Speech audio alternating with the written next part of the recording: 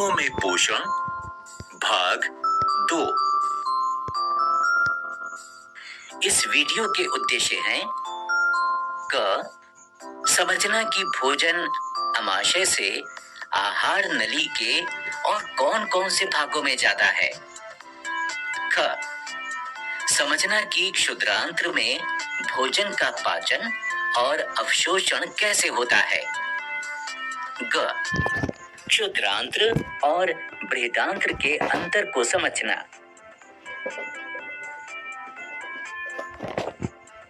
नमस्ते दोस्तों, कैसे हैं आप सब। हमने पिछले वीडियो में सोनू और मीना के साथ मनुष्यों में पाचन प्रक्रिया के बारे में समझा था।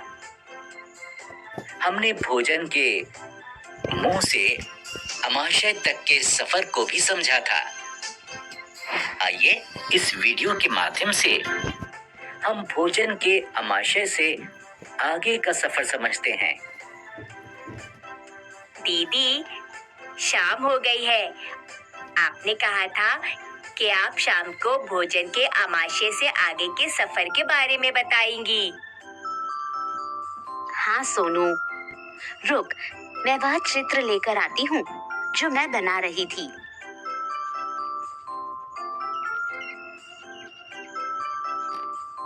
चल, बता कि तुझे क्या याद है। भोजन को अंदर लेने की प्रक्रिया को अंतर्ग्रहण कहते हैं। भोजन मुख ग्रहिका से होते हुए आमाशय में पहुंचता है। आमाशय श्लेष्मल हाइड्रोक्लोरिक अम्ल तथा पाचन रस स्रावित करता है और जटिल पदार्थों को सरल पदार्थों में बदलता है। वाह सोनू, तुझे तो सब याद है। चल, अब भोजन के आगे के सफर के बारे में समझते हैं। आमाशय से भोजन क्षुद्रांत्र यानी स्मॉल इंटेस्टाइन में पहुंचता है। यह 7.5 मीटर लंबी कुंडलित यानी कि घुमावदार नली है। यह यकृत यानी लिवर और अग्नाशय यानी कि पैंक्रियास से स्राव प्राप्त करती है और खुद भी कुछ रस स्रावित करती हैं। 7.5 मीटर, इतनी लंबी। दीदी, मेरा तो पेट इतना छोटा सा है, इसमें इतनी लंबी नली कैसे समाती होगी। दोस्तों, क्या आपको पता था कि क्षुद्रांत्र की लंबाई 7.5 मीटर होती है। हाँ, सोचने वाली बात तो है। यह किसी रस्सी की तरह कुंडलित होती होगी, इसीलिए समा जाती है। पता है सोनू, यकृत जिसे जिगर भी कहते हैं यानी लिवर हमारे शरीर की सबसे बड़ी ग्रंथि यानी ग्लैंड है। यह पित्त रस स्रावित करती है। पित्त रस वसा यानी कि फैट्स के पाचन के लिए महत्वपूर्ण है। क्या यकृत क्षुद्रांत्र के पास होता है? यह उदर एब्डोमेन के ऊपरी भाग में दाहिनी तरफ होता है। यहाँ देखो। और अग्नाशय यानी कि पैंक्रियास पीले रंग का होता है। यह अग्नाशयिक रस स्रावित करता है जो कि कार्बोहाइड्रेट और प्रोटीन को पचाने में मदद करता है। और अग्न्याशय कहाँ होता है? अग्नाशय आमाशय के ठीक नीचे होता है। देख यहाँ। अब बचा हुआ भोजन क्षुद्रांत्र के निचले हिस्से में पहुंचता है। यहाँ आंत्र रस यानी डाइजेस्टिव जूसेस पाचन क्रिया को पूर्ण कर देता है।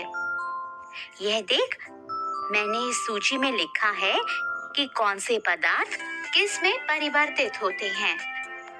कार्बोहाइड्रेट ग्लूकोज, वसा, वसा अम्ल या फैटी एसिड, प्रोटीन, एमिनो अम्ल या एमिनो एसिड। ये पाचन क्रिया तो किसी कारखाने से कम नहीं है। कितना कुछ होता है भोजन के साथ। और मैं समझता था कि भोजन मुंह से लेकर पेट में जाता है और पाचन क्रिया समाप्त हो जाती है।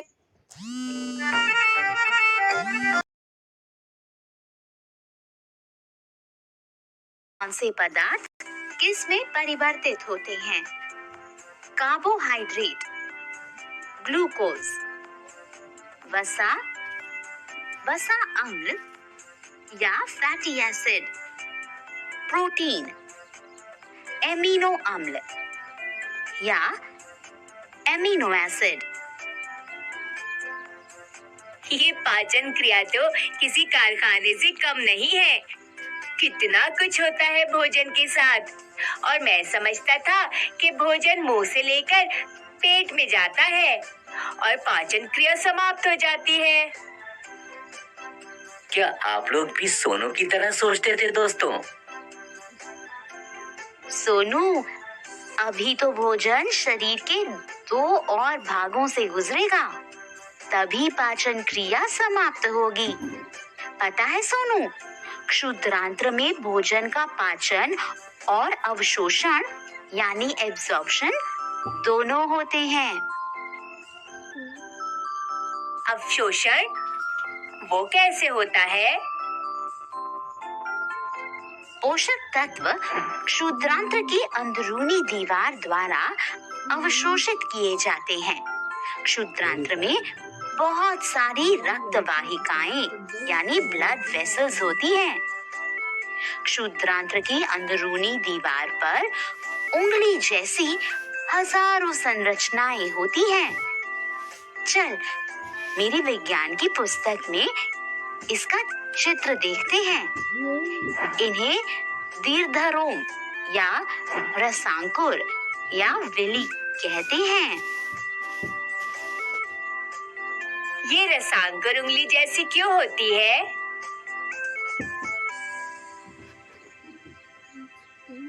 किताब में लिखा है कि उंगली की तरह संरचना के कारण पचे हुए भोजन के अवशोषण के लिए तल क्षेत्र यानी सरफेस एरिया बढ़ जाता है।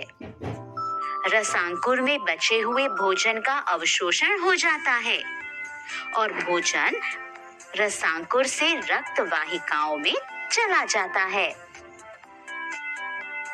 अच्छा, तो ऐसे भोजन का अवशोषण होता है और हमें ऊर्जा मिलती है।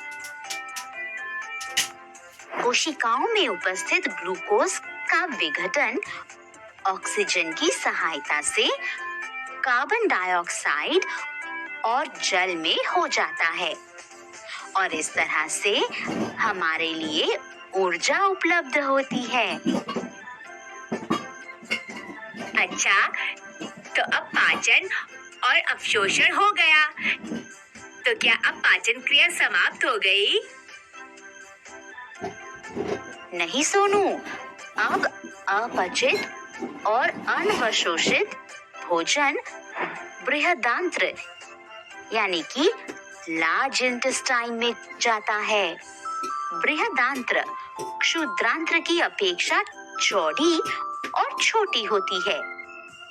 इसकी लंबाई लगभग 1.5 मीटर होती है। क्या 1.5 मीटर? और क्षुद्रांत्र तो 7.5 मीटर लंबी होती है। तो फिर अंग्रेजी में इसे लार्ज इंटेस्टाइन क्यों कहते हैं? क्योंकि इसका व्यास यानी कि डायमीटर क्षुद्रांत्र से ज्यादा होता है, लगभग 2 गुना ज्यादा। अच्छा, अब समझा मैं।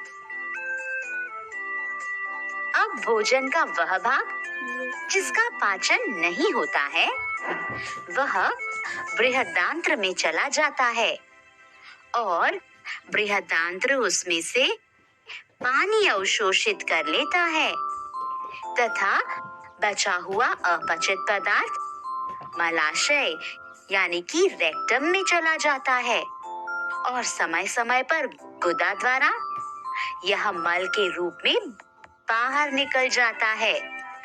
इसे निष्कासन यानी एक्सक्रीशन कहते हैं। कितना लंबा सफर तय करता है भोजन। मैं तो बहुत हैरान हूँ दीदी। अब जब भी मैं कुछ खाऊंगा तो याद रखूंगा कि भोजन शरीर के अलग अलग भागों से गुजरता है और हमें ऊर्जा देता है। हाँ सोनू, सही कह रहे हो। और तुम्हें समझाते समझाते मेरी परीक्षा की तैयारी भी हो गई। अब आप कल अच्छे से परीक्षा दे पाएंगी। और अब मैं भी परीक्षा के लिए तैयार हूँ। दीदी, मनुष्यों में पोषण की प्रक्रिया तो आपने मुझे समझा दी, पर अन्य प्राणियों जैसे गाय आदि में पाचन कैसे होता होगा? बड़ा अच्छा सवाल है सोनू। मैं कल अपनी टीचर जी से इसके बारे में पूछूंगी। तो दोस्तों, आशा करता हूँ कि आपने भोजन के आमाशय से बृहदांत्र तक के सफर के बारे में समझ लिया होगा। है ना कितना लंबा सफर पाचन का। चलिए अब अगले वीडियो में सोनू के सवाल के जवाब के बारे में जानेंगे। जल्द मिलेंगे।